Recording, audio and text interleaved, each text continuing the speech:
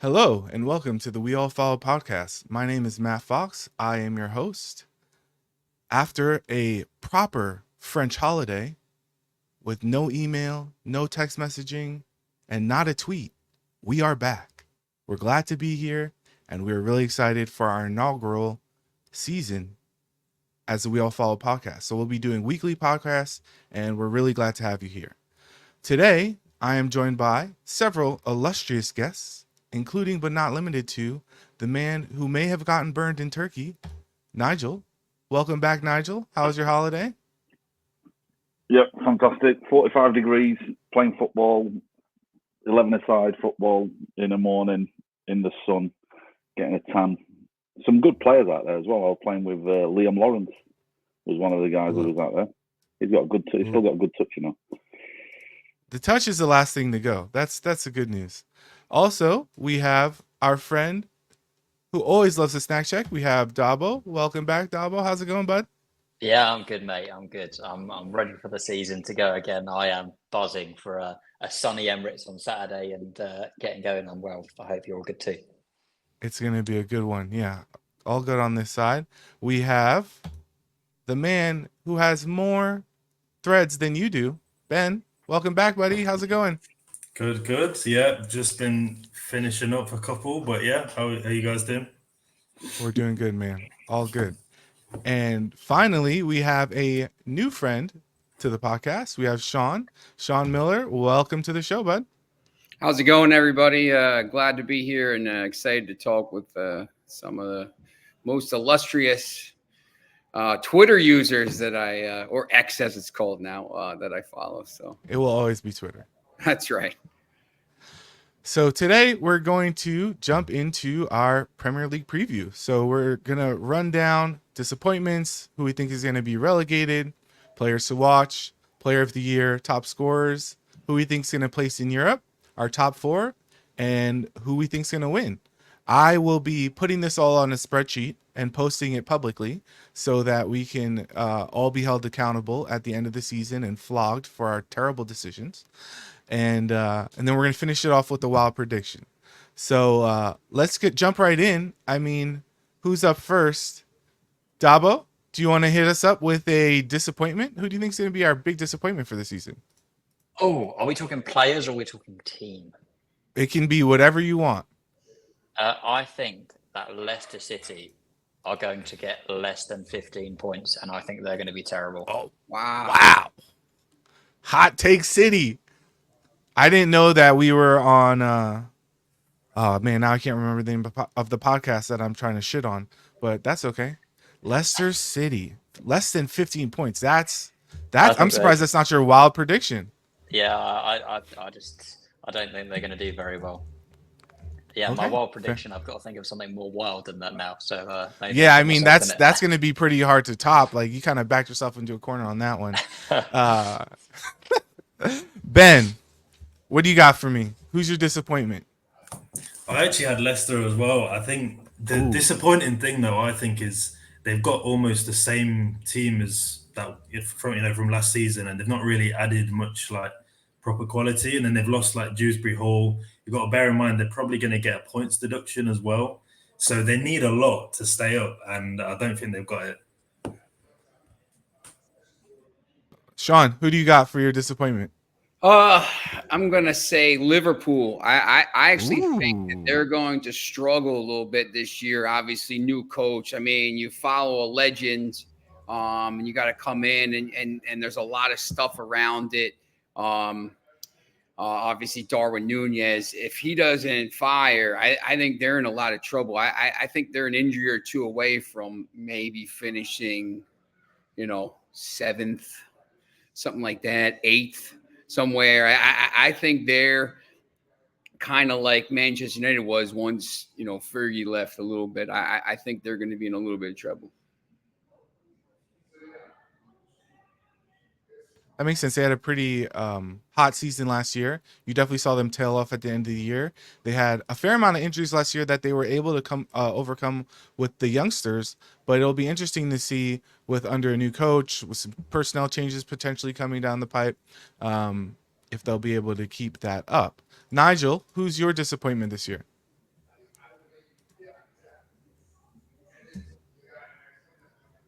You're on mute, brother. You'll have to cut that bit. You'll have to cut that bit. Shall we go I'm to gonna another leave it. guest who's backstage first? Yes, we will bring in the man, the myth, the legend, Darko. Welcome to the Lines, then, Darko. Hey, Yes, guys. Good evening, everyone. Good evening. How's everyone doing? We're doing great, mate. We are getting started by doing our disappointment of the season. So that can be player, that can be a team, it can be whatever you want in terms of your disappointment. Do you have one off the top, or? Oh, is this in regards to who I think is going to be? They're going to fall in terms of expectations. They're not going to reach their potential. Is that what you mean? Or Yes. that's not number one. I would say. Do you know what? I think Aston Villa are going to disappoint me this season. Okay. I don't think they're going to have a bad season, but I think that the amount of games they're going to play, we will see a drop off in them. So I'm going for Villa. Yeah, I mean, there's always a chance that Unai is going to go full Unai, which is always a risk around these parts. I can go next. My disappointment is Spurs, unsurprisingly. So, I think they ran hot at the beginning of the year. No, and on it, genuinely, I went through a bunch of different ones, and this is not a rivalry pick, and this is a podcast by adults for adults, right? So we're not coming on here to yell at each other. I will make fun of Spurs, but I'm not only here to make fun of Spurs. And I genuinely think that they had a really hot start to the beginning of last season. They accrued a bunch of points, and then they fell off. I think that their manager is full of himself and neglects basic principles of the game, such as set pieces. And I think that they are going to score a lot of goals, which you'll see in my later predictions. But I do think that they are going to crash and burn pretty violently and amazingly about halfway through the season. So that's my disappointment. And that leaves Nigel for his disappointment. So Darko kind of stole my thunder because I was thinking about. I've been thinking about that. I've gone through everyone, me, and thought who could be disappointing. Man United could be very disappointing after a window. They've had a good window trying to replace some parts, but for as long as that manager's there, they're always going to be disappointing. So I thought, well, that's a bit obvious. Chelsea, sorry, Darko. Chelsea could just be disappointing because I don't know what I literally don't know what they're doing there, and that could just go. Villa was one who I thought, do you know what, they're going to play too many games. They're going to go full Unai and it'll blow up. But the one what I'm going to go for is Brighton. I don't think Brighton will get in the top 10. Brighton won't make the top half of the table because new manager come in. I know he's young. I know he's hipster. I mean, the guy wears a toupee. But I just don't know what they're doing. And I don't know what Brighton's doing. I don't know if they've got the players who could do his job, who could do his type of football when they've had players what were set up for De Zerbi ball. So there we go. Yeah, I think that's a reasonable assumption. You got to be suspicious of anyone wearing a man piece in 2024. You just got to come on home, shave it all off, and send it. That's the best way to proceed with male pattern baldness. So now we are into our teams that are going to be relegated. So I think this should be pretty straightforward.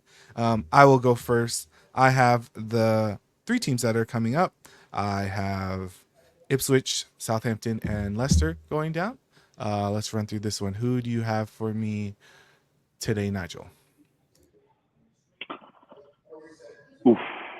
So I was going to go with a straight 3 up, straight 3 down. But I've got a sneaky feeling one of them might survive. And if one of them survives, the team what will go down will be Nottingham Forest.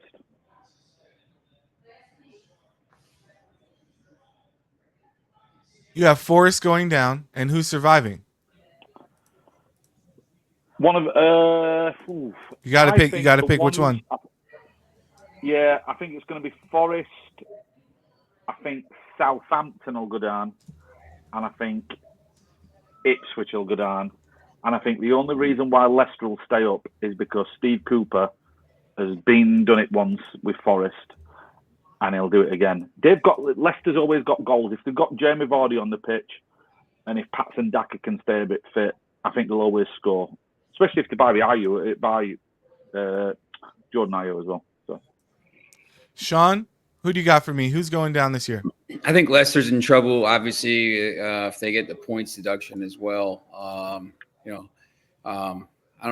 15 points is pretty interesting from Dabo there. I think that would kind of make them worse than last year's bottom team there. I think Leicester goes down. I think Southampton, and I agree. I think Nottingham Forest could be in a little bit of trouble. For some reason, Ipswich, they play pretty good football, and they've been able to really, do really well in League One and the Championship. Obviously, last year playing that way. So I think to stay up, you got to get some wins. You got to pick up 3 points, and if they're able to pick up enough wins, maybe early in the season, surprise a few teams, and get a little bit of momentum, I think they have a chance. So I think that would be my 3. Yeah, I think that's pretty reasonable. Ben, who do you got for relegation?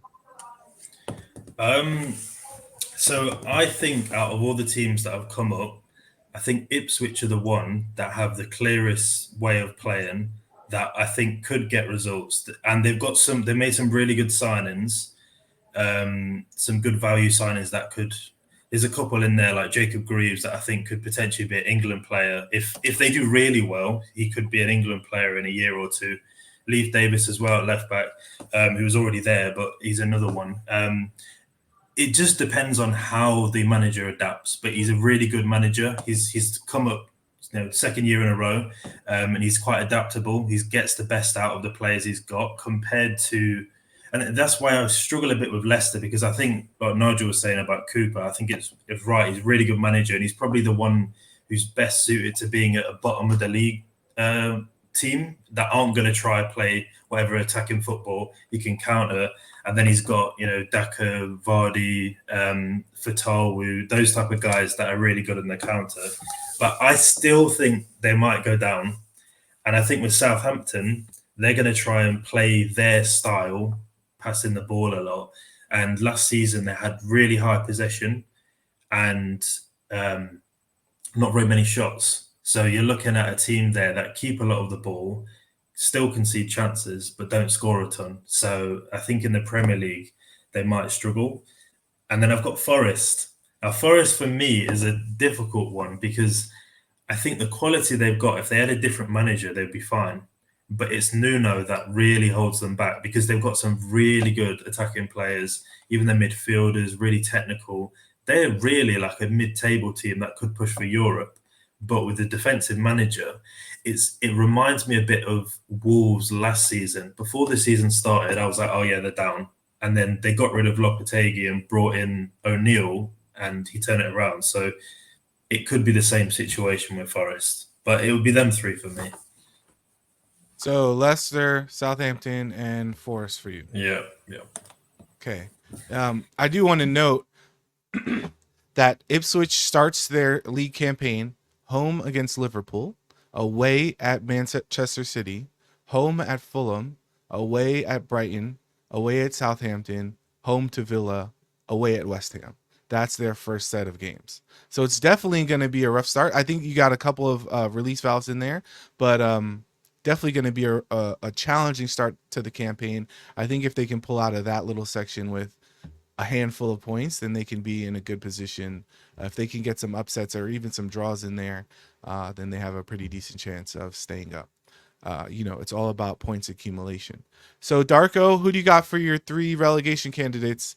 I assume that Chelsea's not one of them. Only just. But you know what? I think,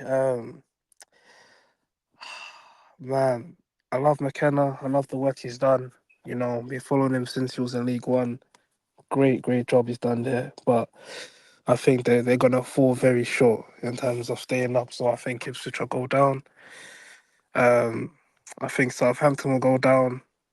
I think the coach is. I think he's a decent coach, but Southampton, they don't like to defend.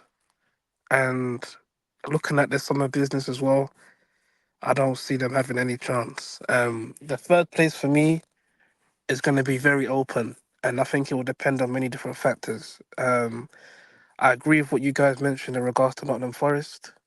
Looking at the recruitment this summer, um, I'm not too convinced. And Nuno as well, I don't think he's the right fit. And like Ben mentioned, I do think that with the players at his disposal, they can go to another level, but I feel like they're handicapped due to the way they play football. I also think Everton, again, could be in trouble. And depending on what they do towards the end of the window, will kind of show me how deep they're going to be in trouble and the potential points deduction that's looming as well, which could cause issues. With Leicester, I do feel like they have good core of Premier League players that have some good experience that's just going to get them over the line. Hopefully, they don't get a points deduction because if they do, then I feel like that could also put them in trouble. But at the moment, I'm going to have to side with Forest as being part of the three with Ipswich and Southampton, in my view. Yeah, I think that's a pretty reasonable take. You need goals to win games, and that's going to be tough to come by with an ultra defensive manager. So now we move on to player to watch.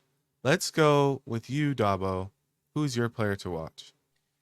I have a couple because I couldn't decide between a couple of them. You got to pick one, I- mate. You got to pick oh one. Christ! You can talk about three. You can talk about them all, but then you got to pick one at the end. Okay, sure. So the three that I managed to narrow it down to was Ethan Nwaneri. I think he's going to get some minutes this season, and I think he's going to do it in a convincing way that he'll start to then challenge, potentially not to start, but for more and more minutes as the season progresses.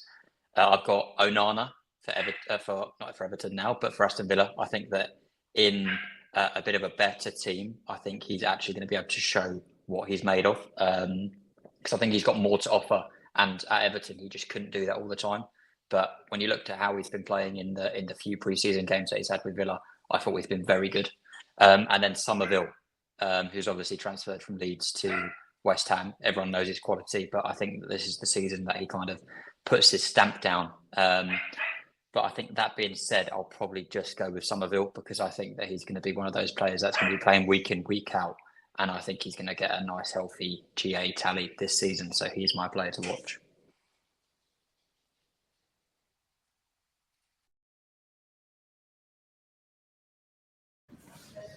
Mute.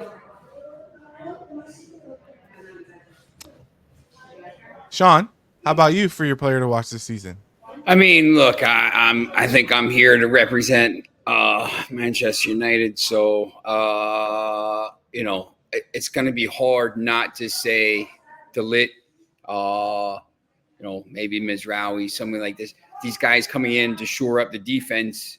Last year, obviously, I think they had problems scoring, but when you have a -1 goal differential, you either have to be better on the defense and really got to be better at both.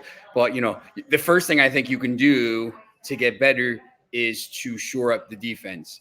And I think in the center of the park, if he's healthy, which I think there's been some stuff around his health, and he's if you look back at the last 5 years, he's missed significant time. I think really kind of one time. If he's healthy, I think he's going to be huge for Manchester United. They got to build from the back.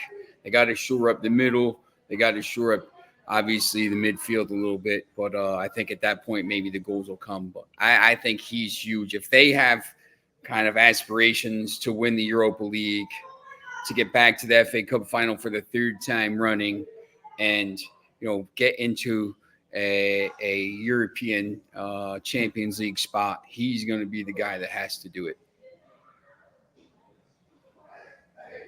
I think that shows you the state of Man United when Sean is picking a defender to be the player to watch. Darko, who's your player to watch? That's not named Oh, Cole Palmer. Cole Palmer.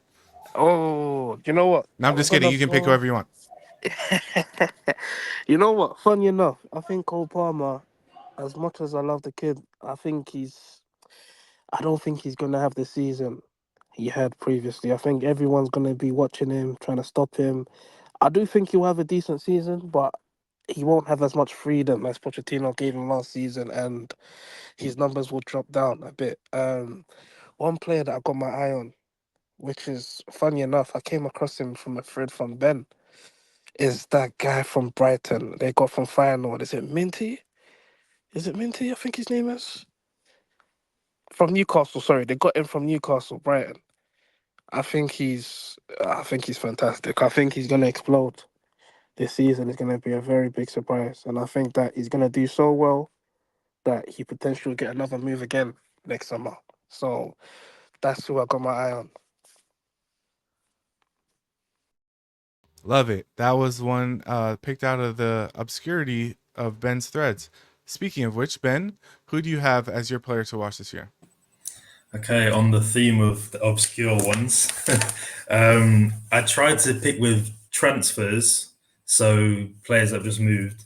Minte was one I actually had down as well, so I ignore that one. But there's three main ones. One is not completed, but it's all but done.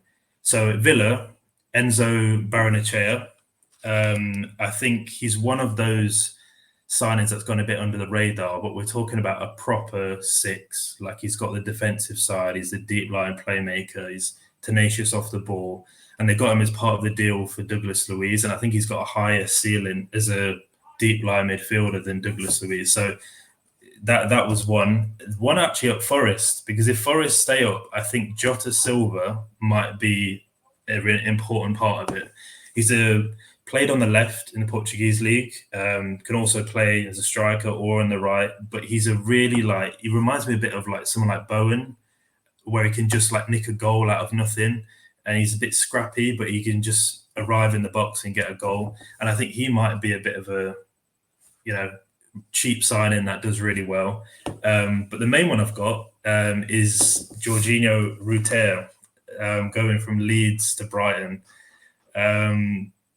Yeah, man, I can't speak highly enough of this guy. He's so good, honestly. He's a type of player that he can run the game. He'll play as a striker or a number 10 or whatever, and you just give him complete freedom. He can pick the ball up from deep, take on 3-4 players.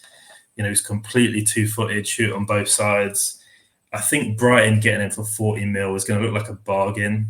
Like, I know it seems like a lot coming out of the Championship, but Leeds also signed him for about 35 a year ago. A bit longer than a year ago. So the value there, and he's only about 21. I think at Brighton, a team that have the ball in the Premier League, he's physical as well. I think he'll do really well in the Premier League. Yeah, he just turned 22 in April, so he's definitely a young player to watch. And we didn't do a young player to watch, but that's okay. Nigel, who do you have for your player to watch? I've got some honourable mentions. So the honourable mentions was Julian Timber. We only saw him. We saw him for a combined 65 minutes in the Premier League last year, and I think, given his chance, he'll be ridiculous. I also think the other Arsenal signing, Calafiore, will just be ridiculous. But I was going to pick a Man United player until he got injured, Lenny Yoro. I thought he'd be one to watch. Yoro and Martinez. I mean, it'd be like watching. Can you remember the old Arnold Schwarzenegger, Danny DeVito film Twins with Yoro and Martinez, like little and large, like one's 6'6", one's 4'6". So, but the one what I'm actually going to go for is Sandro Tonali. As a big fan of Rossoneri, I was gutted when he got banned last year, even though it's not my team. But I know exactly. I've followed Tonali for years since he was at Brescia, and obviously watching his team Milan a fair bit. I know exactly what he can do, and I just think he will be the big difference for Newcastle this year. Having Tonali for a full season will lift Newcastle to a different level, and that's why they're going to be in one of my picks later on. But when it comes to when you think about Tonali and what he went through. The best thing what he can do is I just hope that he keeps putting his Super 6 predictions on his X account. He usually has a £10 flutter on his acca, so as long as Newcastle's not included, we're not getting into trouble. But yeah, Sandro Tonali is my man. Maybe Tonali can do what now I can't remember the guy's name. The pitcher for the Dodgers, maybe he can blame his translator for all of the gambling issues. I'm surprised he hasn't tried that angle. My player to watch this year is a player who was really hot down the stretch and who provided a lot of goals and assists for the Arsenal team, and that is Kai Havertz, who I think will be playing most of the season in I don't like to define his position by number because him and Jesus kind of interchangeable in the way that the Arsenal play attacking, and you have one will go back and one will drop in. But I think that Kai Havertz, in the form that he's in right now, with the confidence that he has with the Arsenal squad, I think he can have a really big season. So he's my player to watch. Next we have Player of the Year. So this can just be your Player of the Year, or it can be who you think will be voted Player of the Year. Either one is fine. And we'll start off with you, Sean. I guess I could go out and I gotta pick an Arsenal player, I think, if I'm gonna think they're gonna win the league, right? Somewhere. I don't know. Maybe Havertz scores a bunch of goals for them. Maybe Declan Rice. Obviously there's going to be players scoring more goals. Haaland's going to score 7 goals against Ipswich, and then Ghost in the big games like he's been doing and stuff like this. But I actually think Arsenal is probably going to win here. So maybe it's Saliba. Maybe it's on the back of the defense. So I'm gonna maybe take a little shot and say William Saliba as the rock of the best defense in the league that wins the title. I think he's got a real good shot. I mean, there's higher, profile Saka, obviously. Jesus going to score some goals. You got higher profile players in that team, but I think Saliba is the guy that holds it together for them. And if they do win the title, I think he's going to be the Player of the Year. All right. I think we know that Sean is a big admirer of Sean Dyche and Big Sam as the defensive man. Let's kick it over to you, Darko. Darko, who is your player? Player of the Year. Oh, this is gonna be a bit of a surprise to you guys, but I'm going for the boy Calafori. I think a lot of people are sleeping on him, and I feel like he is gonna really make Martinelli come back to the Martinelli that a lot of us saw 18 months ago. I think that's very, very top signing, and I think it's gone under the radar how good he is. And I feel he's gonna come in, and you're gonna feel like he's been in the Premier League for years. Top player. I feel like he's gonna be up there, right up there, especially if Arsenal do manage to get over the line. I think he will be the key reason, and he will win it, in my opinion. Wow, that's a big call for somebody who's coming to the Premier League for their first season. We all know that Alexander Zinchenko's calves are made of string cheese, so it's only a matter of time before he's on the injury table. Next up, we have Dabo. Who is your Player of the Year, brother? So this one is one that actually came to me very quickly when I thought about it. It was like one of those that just snaps into my head. Mine is Martin Odegaard, just because the second half of last season, he was unplayable. He was scintillating. He stepped up every single time we needed him in that run-in. And I know we didn't quite get it over the line, but to win 16 out of 18, only losing one of those games, he was one of the key reasons for that. Obviously, the squad is filled with fantastic players from Arsenal's point of view, but as the captain, to lead us to our first Premier League, hopefully in over 20 years, playing a key part in that, and just how good he was in that role that he played in the second half of last season, especially since it looks like we are addressing that left centre mid position. I think the team's going to be a lot more balanced, and Odegaard's going to have a bit more freedom to express himself. He'll still have that slightly deeper role, but he'll be able to advance a little bit more. And I think that because of that, his numbers will increase as well as just everything's there to explode. If the players can get on the end of his passes, his assist numbers will go through the roof. We know that the ozone, he's there every single time. He loves that little bit on the edge of the box where he can tally a few goals. So I think he'll increase his goals, increase his assists. I think he'll perform like he did the back end of last season throughout the season, and hopefully lead us to Arsenal's first Premier League in over 20 years. And I think because of that, he'll be the player of the year. All right. Big pick right there. Ben, who you got for your player of the year? So just like Dobbo, as soon as I saw this, I was like, Odegaard. My first thing I thought of was Odegaard, because I think the way the team changed in the second half of the season, and how he adapted, playing a lot deeper, being able to control the game. I think if we were to win the league, he'll be at the heart of everything and he'll create everything. I think if you're not sure who's going to be signed, but let's say the links of Marino are right, you've got someone on the left side who's going to create more. There's a massive reliance on the right side. So defensively, from the other teams, they'll rely on that side a lot more. If you start balancing that out a bit more, you've got Marino, you've got Calafiori on that side, and then suddenly there's a lot more traffic going to Martinelli. Odegaard might find himself in a lot more space, and Saka as well. So I think Odegaard, but I would say if we were to get a winger that was going to compete with Saka, I think that will push Saka to be player of the year, because I think he's not had competition at all. And if he starts to feel like someone's knocking on the door, I think his levels go up. I think we've seen it even for England when they start moving him around, start trying to say, oh, maybe Saka shouldn't play. Foden's there, Palmer's there, everyone's there, and he stepped up, So I'm going to go with Odegaard for now, but it could change. You can't change it, but we are going to go Odegaard for you. Final answer? Final answer, Ben? All right, final answer. Yeah. Sounds good. Okay. Finally, we have Nigel. Who do you got for player of the year? I agree with all you guys. I think that if Arsenal, whichever team wins the league usually gets the player of the year, don't they? And I think Arsenal will win the league. So linked to my later pick, I'm 100% with Sean. I was, as soon as I was thinking about player of the year, I immediately thought about Saka or Odegaard or Declan Rice from a forward perspective.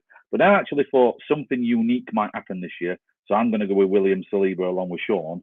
And I think that Saliba might go down in history this year for achieving something, which I'll elaborate on further later on. So he's my pick. Saliba for Nigel. My pick is, I think that the Arsenal players are going to cancel each other out.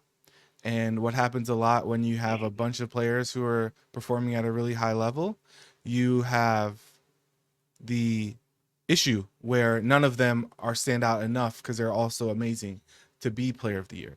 So I think the voted player of the year is actually going to be Haaland. I think he'll score buckets full of goals. I actually think that it won't be as close in terms of the table as last year.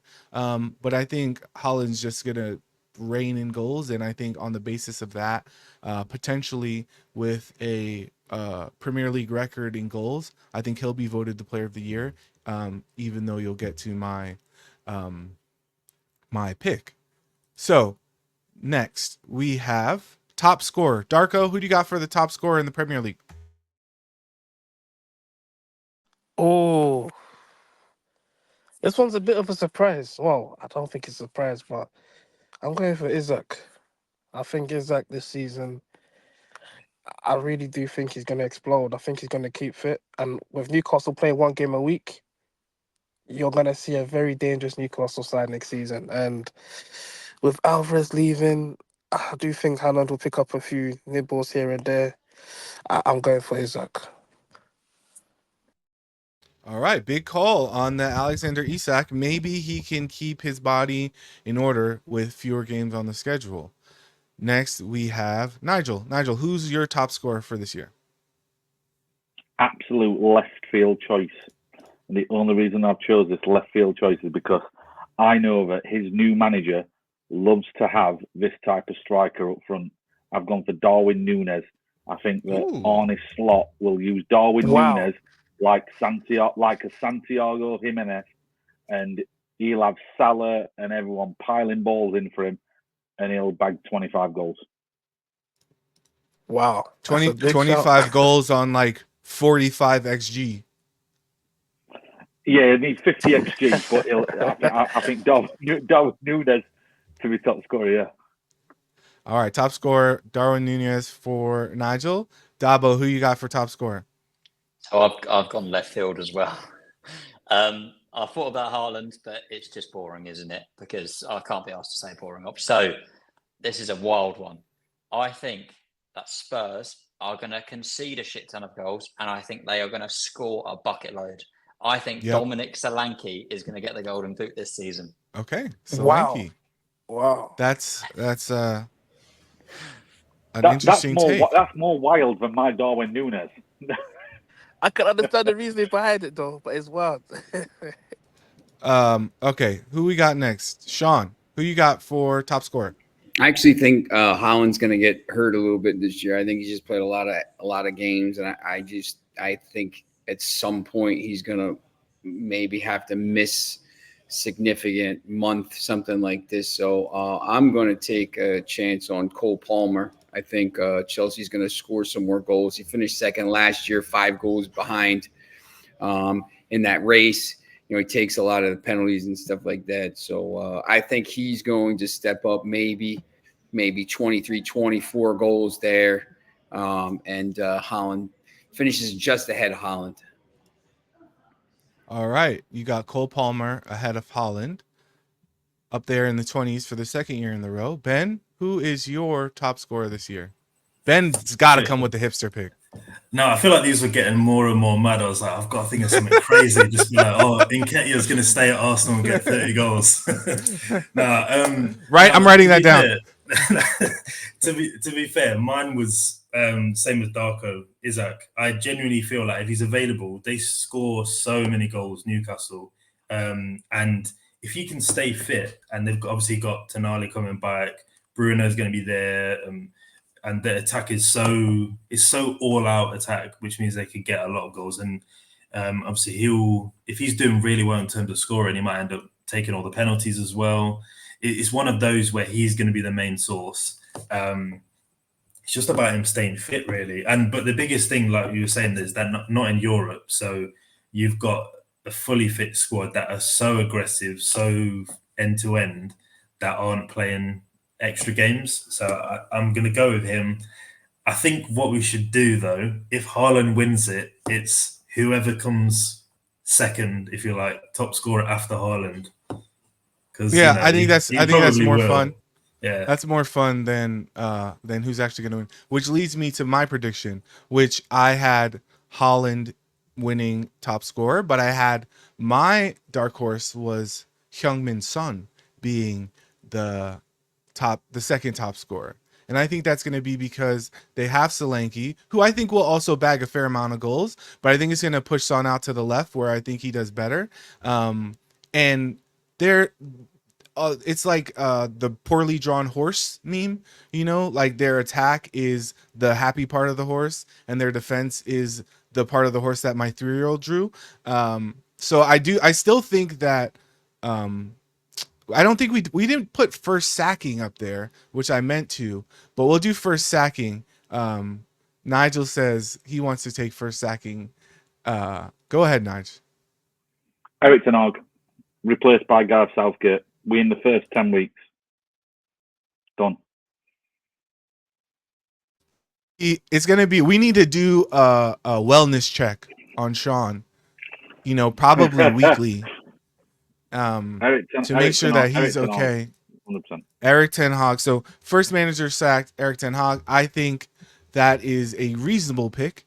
I agree that it will be Eric Ten Hag being first sacked. I also think shortly thereafter, summarily, as some might say, it's going to be Big Ange from Spurs because, like I said, I think they're going to score. I think they're going to concede a shit ton, and they have, every game's tough in the Premier League, but I think they're going to be really embarrassed at certain points, and I think that it's going to be him second.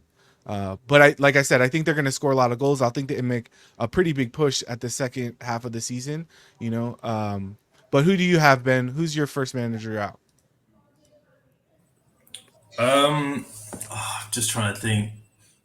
I think I'm going to say Nuno, Forest. I just think if they go on a bad run of losses, they might panic, jump ship, and move to a different manager. I was thinking Lopetegui though at the same time at West Ham because they've bought so many players. I feel like there's such a high expectation now, and he's not really got like a clear play style. But no, I'll stick with Nuno.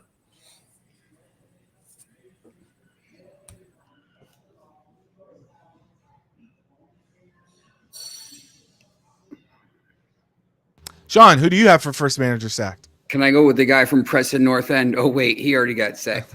By the way, that's ridiculous. How do you sack a manager after 1 week of football? Like, how does that happen? Like, why don't you just get rid of him before the season starts? It's just ridiculous. I think Nuno probably.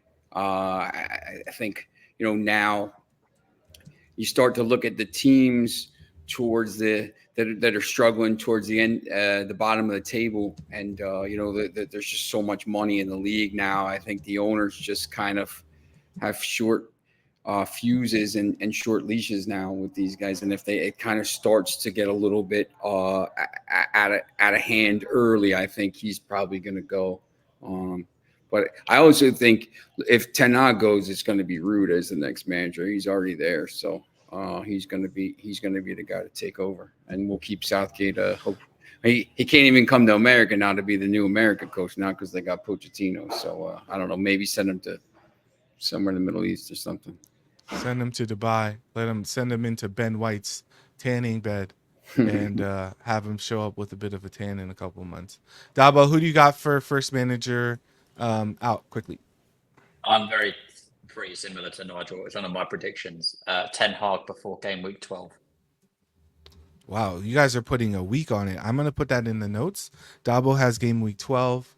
Nigel has game week 10, is what he said. Darko, who do you have for first manager out? Wow, this is gonna surprise you guys, but I'm thinking he will cut his Christmas turkey without being in the job. And this is going to be maybe just after Christmas. I think Enzo Maresca will be sacked. Woo! Just after Christmas. I don't believe in this guy. I'm happy to be proven wrong. I'm very happy to be proven wrong and hold my hands up. But from what I've seen and how stubborn he is, I think we're in for a very long season. And I believe with the financial strain Chelsea are under and the need for European football and the fact they got the Club World Cup in the following summer, he's gonna be under huge pressure. Huge pressure, especially with the investment Chelsea are. I know it's a bit crazy with all the spending going on, but he's been backed. Whether it's his players or not, the money's still being spent, and he's gonna be held accountable. So let's see what happens. But that's who I believe is gonna be on the chopping block. If you look at the odds market, it's all Ten Hag and Maresca are the odds market. It's Wow, there you have it. I mean, I think Chelsea are not afraid to fire a manager. We've seen that over the last few years, right? So I think when you combine a regime that's not afraid to change it up, and you get a couple poor results, then it can be a recipe for a sacking. Let's move on to our European places. So that means not top 4. So that's the next European places behind, which I think we have 3 this year, right? We have 2 Europa and 1 Conference League. Is that correct? Okay. So Nigel, why don't you kick us off with your European places 3? 5th, 6th, 7th, Tottenham, Crystal Palace. Yeah. No, quite an expect West Ham. All right. Spurs, Palace, West Ham from Nigel. Dabo, who do you got for your three London teams. Your European 3? So I'll go 7th to 5th. I'll go backwards. So I agree with Nigel. West Ham, I think, are going to get the Conference League. I think Villa will finish 6th, just because they've got a few more games with Champions League football this season. And then in 5th, I have Liverpool, and I think they'll just miss out on top 4. All right. So we have West Ham 7th, Villa 6th, Liverpool 5th. Darko, who do you have for your European 3, non-Champions League edition? Oh, you know what? I have Spurs 5th, and I'll have Chelsea 6th, and I will put West Ham 7th. Okay. Sean. All right, I'd first like to quantify this by saying I think that England gets the 5th Champions League spot by the end of the season because the teams do very well in this league. So I'm Okay. going to go 8th, 7th, 6th. I think West Ham finishes 8th. I think Chelsea finishes 7th. Liverpool finishes 6th. Okay. West Ham 8, Chelsea 7, Pool 6. Okay. Who are we missing? Ben?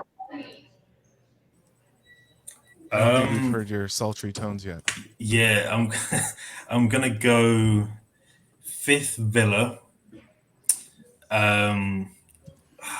6th Newcastle. Just gonna put a different name out there. I think the fact that they're not in Europe might make a big difference. Next, I've got 3. It's Chelsea, it's Man United, or it's West Ham. I'm gonna go with West Ham because that's what I want to happen. No, but I think Chelsea and Man United have the quality that if they get a different manager that manages to fix it, they might be there. But Yeah, I think that's pretty I'd rather it reasonable. just be West Ham. I'm going to go with the teams that I wrote down instead of all of your guys' really good ideas. I have Villa, Chelsea, and Man United as my 5, 6, and 7. I think Villa are going to struggle with Champions League and quite a bit of squad churn. Even though I do think they'll make Europe, I don't think that they're going to make top 4, and I have kind of a dark horse top 4 pick. Chelsea, I think they might struggle a little bit, but pick up. And, those European places, it doesn't take a crazy amount of points to get into those places. So I think Chelsea can sneak in there. And Man United, again, I think they'll have a quick trigger with Ten Hag. And then I think whoever comes in, who's probably going to be Southgate, I think he will right the ship, have them play pretty decent defensively so that they're not conceding 30 plus shots a game. And then I think they'll start some points accumulation on the second half of the season. So Mac, can I switch some? The more Absolutely. I think about it, I want to switch Chelsea out and put Tottenham in. Okay, so you have West Ham 8, Spurs 7, and Liverpool 6. Correct? Yeah. I've been convinced by Nigel to move Chelsea down. Okay, sounds good. All right, let's see. Dabo says Palace in 8th in the event that we get 5 UCL places. Okay, I think that's reasonable. I think does everybody want to add one more in the event that we My 8th is Man U. If it was an 8 would be Man U for me. Sean, who's your 8th? Did you say that? Can I just add? Can I just add? The reason why I picked 8 for Man U is because it's their mean place. You know the Stretford Paddock podcast. If you look where they finished 8th. So this is where they're going to finish. We won't need the top 5 because we'll win Europa anyway. So, yeah. No, I think West Ham sneaks in somewhere. I think they're going to sneak in there to Europe. Okay. And Ben, who's your fourth, so to speak? Yeah, no, I went with West Ham. So I think I'm struggling between Chelsea and Man United because I think Chelsea, if the big thing is if they get someone like Osimhen, like a big name striker like that, I think they'll have the quality to pick up results. But if not, I'm going to say Man United just because they're Man United. But honestly, the lack of midfield signings is a worry. I think that's going to come back to bite them if they don't do that. I mean, a lot of mine is kind of based on transfers. Like if that happens, then there should be in there. But on the current thing, it's looking like there's going to be a new team getting in there. Whether it's Newcastle getting a bit higher, whether it's Villa getting in there again, Palace maybe breaking in. It'll be interesting to see who it is that breaks in because I think someone of the top teams is going to have a stinker. Yeah, Darko, who's your team if we end up getting 5 teams in Champions League? Oh, if we end up getting 5, I think. You know what? It's a bit of a surprise, but I think Brighton is a team everyone's sleeping on. I think Brighton might surprise a lot of us this season with the signings they've made, and nobody really has expectations of them. And they're playing once a week as well. You know, we saw what happened to them when they played 3 games a week. So I would sneak in Brighton, and that's over Man United, which I know it sounds a bit crazy, but yeah, I'll say Brighton. Brighton. All right. And for me, my last one would be Newcastle. If that ends up happening, I believe we'll have Newcastle. So that brings us into our top 4/top 5 conversation. Let's go Dabo. All right, so I'll go backwards again. So I've got Spurs to narrowly make 4th place. I've got Newcastle to finish 3rd place. I've got City to finish 2nd. And I've got Arsenal to finish 1st. But the caveat to these predictions, I must say, is obviously bearing in mind no point deductions or anything, so like automatic relegations. Obviously, if that happens, like for example, City get charged, everything moves up a place. But just judging if no deductions come at all during the season, that's my top 4. All right. So that means that Dabo doesn't have Liverpool anywhere in Europe next year. I think that's a pretty. I had Liverpool 5th. Oh, I must have mixed up that thing. Apologies. Give me your European places again. Okay, so I had Palace 8th, Palace. West Ham 7th, Villa 6th, Liverpool 5th. Got it. And then Spurs, Newcastle, City, Arsenal. Okay, sounds good. Who we got? Nigel, what you got for your top 4? Do you want top 4 and champion? Yeah. We can do champion as another round, but what however you want to do it. Okay. Well, I'll give you 4. So Liverpool in 4th, Newcastle United in 3rd, playing once a week with Tonali and Bruno in midfield and Isaac banging goals in up front. And they've got a good back line as well now. And Man City 2nd with a big asterisk next to it because they won't finish there. At the end of the season, they won't finish there. Our points deducted to 0. And Arsenal as the champion. All right. So next we have what did I say? Sean, what do you got for me, Sean? I got Villa 5th, Manchester United 4th, Newcastle 3rd, Manchester City 2nd, Arsenal 1st. Arsenal wins the title for the first time in like however long, 21 years? 21 years. 21 years. First time in 21 years. And, once again, I think, I don't know what goes on with City. Everybody hopes they finally get in trouble for the, blatant cheating they've been doing for 15 years, allegedly. But I think Arsenal actually wins the title. disregarding any points deductions anyway. So Can you give me your 5 again? yeah, Villa 5, Manchester United 4, Newcastle 3, City 2, Arsenal 1. Okay. It's a bit, but once again, if City gets points deductions, man, it's going to be interesting to see what happens with this race because I think there's a I, lot of teams this year that could be fighting for this top 10. I don't think any of the points deductions will actually happen until at the very end of the season, because I think one thing what the Premier League will want to do is not ruin the integrity of the competition. Yeah. So I think that they'll wait until the very end so that people are still trying. Because if it's, say, for example, if you're Chelsea get done for their pre-Clear Lake stuff, which they're up for investigation over, then imagine if you got given a 60-point deduction and it's in February. You just give up, don't you? What's the point? Yeah. Yeah. What happens to all the games what they've already played against the ones what they haven't played? Yeah. They tried at first and they don't try. So to keep integrity, I think they'll wait until the very end. Yeah, I think that makes sense. Ben, who do you have for your top 4?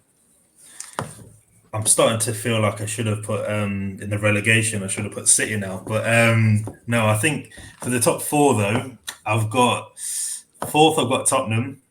I think Solanke's a really good sign. I think he'll get a load of goals. I'm not sure about Dobbo's top scorer, but who knows?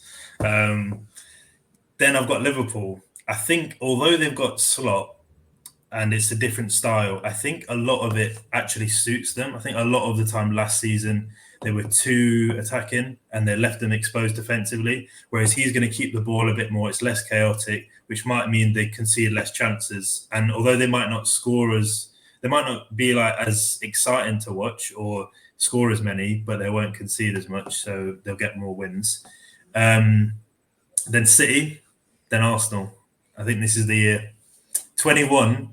I'll say this: 21 has always been my number. It's not like a lucky number. I don't believe in luck, but like growing up, I played for a team. I was number 21, whatever, all this type of stuff. I've got an Arsenal shirt with 21 on the back. We lost Ben in the middle of his wonderful, heartwarming story of the number of years since Arsenal have last won a title. So that's super. He looked quite happy We- in his frozen state, to be You fair. you got frozen right as you were telling us how much 21 means to you. You have the 21 shirt. No, yeah. And it's been So it's happening. It's happening this year. That's all I'm saying. all right. Darko, who do you got for your top 4? Oh, okay. I think third, I'm going with Newcastle. I like the fact that you guys have mentioned it, and they're playing once a week. I expect the deal for Mark to go through. They got Hall, they got Liv, they got Pope that's back in goal now. He missed a lot of the season. You got Gordon, who a lot of people have not mentioned. Gordon, he was fantastic last season. I expect him to get even more better. Tonali back. You got Jolinton, who missed a large chunk of the season. It's also going to strengthen them. And I do believe they're going to add further additions to their squad. I think Newcastle are going to be very strong next season. So I think Newcastle third. And I feel like everyone is, sleeping on Liverpool a bit. I do feel Liverpool will get top 4. Um, I know it's Slot's first season, but you guys need to remember the spine, of the Alisson, the Van Dijk, and the Trent. That is what's gonna, Salah. That's what's gonna just get them over the line, and keep them away from entering like any Europa or conference or anything like that. So I think Newcastle, Liverpool, and as for the top 2, it writes it for itself. I think, as things stand, in my opinion, Arsenal will get over the line. I do think with Oscar Bob getting injured, I think that's kind of swayed my mind a bit. And Alvarez leaving, despite the fact I'm not his biggest fan, but they need bodies in there. I think City are very much weaker. And towards the end of the window, Arsenal need to take advantage of that and add a few more quality players. And I think it'll be certain that they'll get over the line. At the moment, I just have Arsenal slight favourites. So that's what I think All will right. happen. Coming from the main Chelsea man. As I said, this is a podcast full of reasonableness. My top four, I have my dark horse top four is actually West Ham. I think they've made some really top signings. I think that they are going to really kick on this season. They have some really good attackers along the wings. I think Alvarez is underrated and underappreciated. And when he has the right partner next to him, I think that he can do some good work. So I'll have West Ham in fourth, Liverpool in third, City in second, and then Arsenal winning the league. So I think let's just go real quick and say it out loud so that they can clip this up later. Let's go each one by one as with our winners. So I have Arsenal. Nigel, who you got as your winner?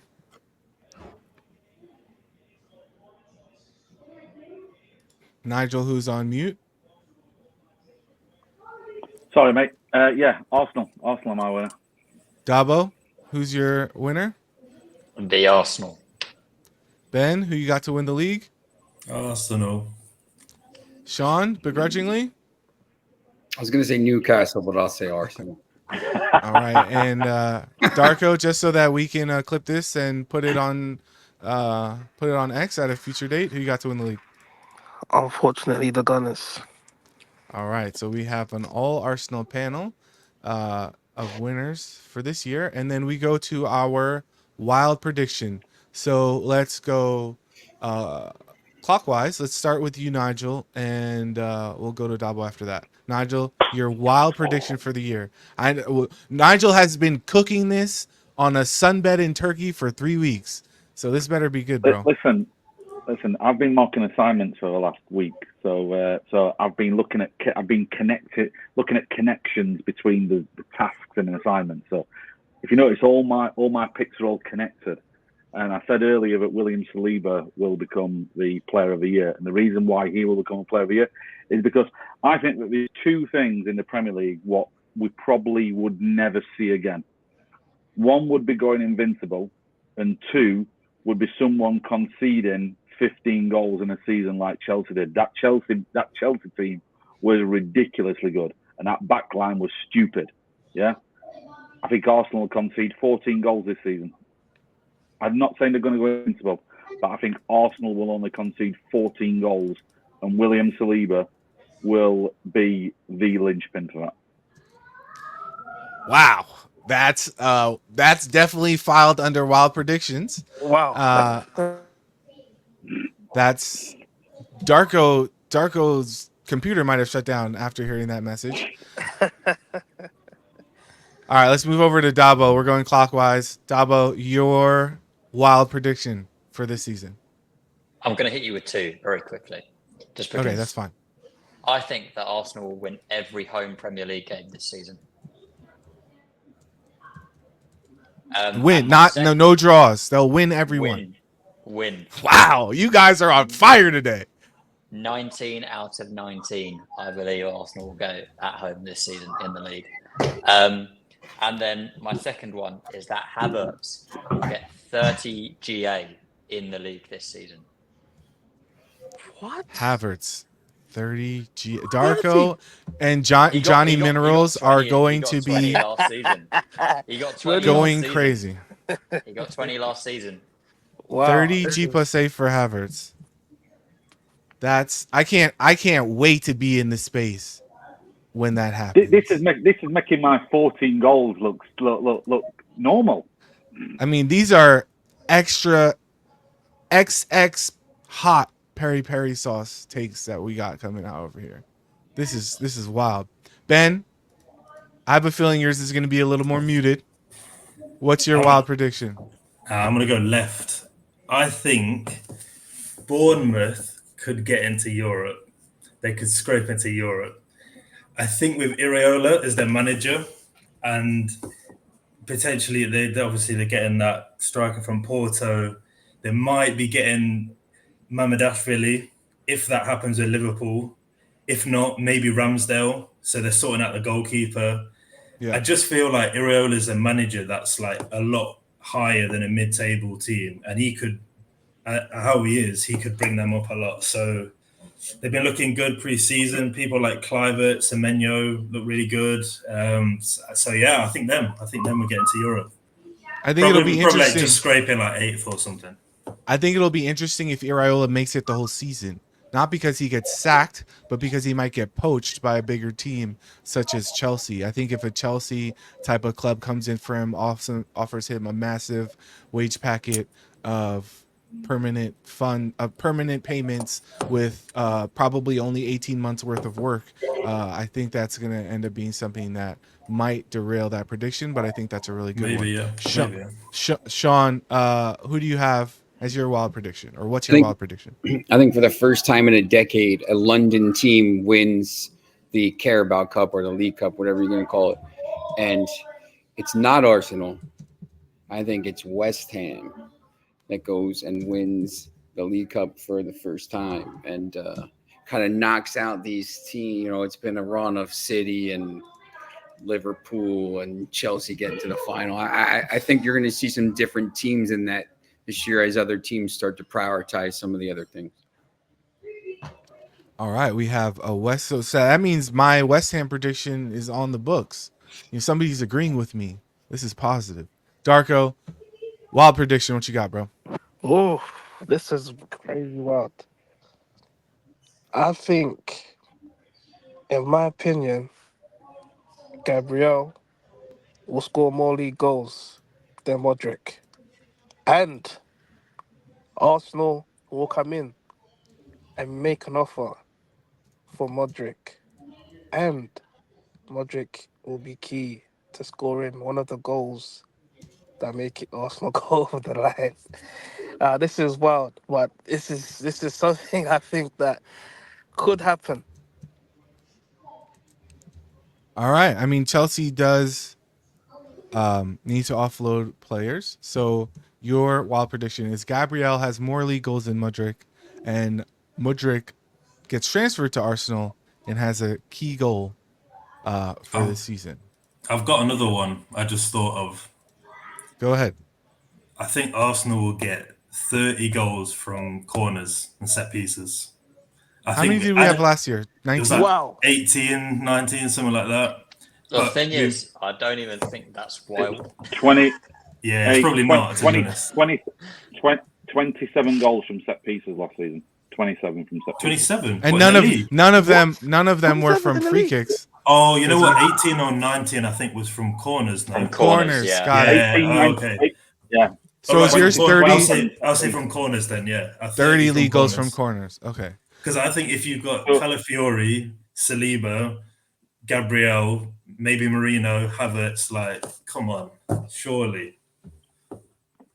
That's a good one. I think that's a real one. Thanks so much for joining us, Sean. Really appreciated having you on. Hopefully we can check on you throughout the first 10 weeks of the season before Eric Ten Hag gets sacked. And then we'll definitely have you on at the end of the season. Cheers, and thanks for jumping on, bud. Appreciate it. Yeah, definitely. Thank you. Cheers, Sean. Right, Great to see you, Thank mate. you. Okay, so that leaves... I was just going to... Yeah, I was Go ahead. Before you go, Matt, I mean... Yeah, no, actually, you do yours, and I'm just gonna circle around. We can add more. I think this is probably the funnest part of the whole show. The only other one, what's been racking me, and I said about the asterisks about Man City and stuff. There's currently 4 teams who are under investigation for malpractice in accounting, you might want to call it, which is Everton, Leicester, Chelsea, and Manchester City. You might say I put it in the Discord before I put it out that someone who I knew works in a legal department for a championship club. They'd been asked 2 weeks before City got charged in 2022 about if there was a fundamental change to promotion relegation structure if a team got demoted. What if 3 teams fell foul so bad that 3 teams or 4 teams, they said, you know what? Actually, you've all just destroyed PSR, financial fair play. You can all get relegated. What if that happened? What if there was more than one City 115 charge relegation? What happens if? I mean, I think Dorco will know anyway, but I think Chelsea know that we've got it coming anyway. I think they self-reported. Dorco might be able to say. I'm sure they self-reported themselves for it. Yeah. Yeah. They self-reported for a bunch of Abramovich player agent payments, if I remember correctly. Sorry, it's a tongue twister. Yeah. So yeah, it could be. I mean, you could end up with some crazy points. It might end up like that Serie A season when it was Juve on -90 and AC Milan on -15 and Fiorentina on -35, whatever it was. It was stupid. Nigel, the other two you mentioned, is that Leicester and Forest from last year? Leicester and Everton. Leicester and Everton. Oh, Everton. Leicester Sorry, and yeah. Everton. Oh, right, because Everton still don't have new owners. Yes, yeah. Forest was cleared in terms of their PSR, but they are still under investigation, not charged, I do believe, for their off-book payment stuff, which was stuff going through Olympiacos. Yeah. Cool. Got it. All right. So my wild prediction, I have two. So as you guys have probably heard, I have my Spurs will not make Europe. Is my wild prediction, even though they will score. I think they will score the most goals of a team to not make Europe. So it'll be like one of those historic things. And then I have tangentially Arsenal related one. I think Emil Smith Rowe will score 15 league goals. So I think he's going to have a really big season. I think he's going to be crashing the box. He's going to make some good combinations. And I think you're going to see a lot of Arsenal fan tears about his performances this year. But I think it's going to end up being the best deal for everybody. But yeah, that's my two wild predictions. So yeah. It's great having you guys on. Thanks for coming out, Darko. Hopefully we can get you on a few times this season and talk about Chelsea's early season relegation battle and Maresco carving his Christmas roast unemployed. Thank you guys for having me, man. Anytime. Appreciate you, Darko. Ben, great to have you as always. Looking forward to seeing. I wrote down your honorable mention players to watch, so that I'm going to be looking out for those guys as the season goes on. Dabo, as always, thanks for hopping on. I will be tuning in to the Late Night Latte to watch that next. And as always, Nigel, thanks for hopping on. Good to see you, bud. Until next time.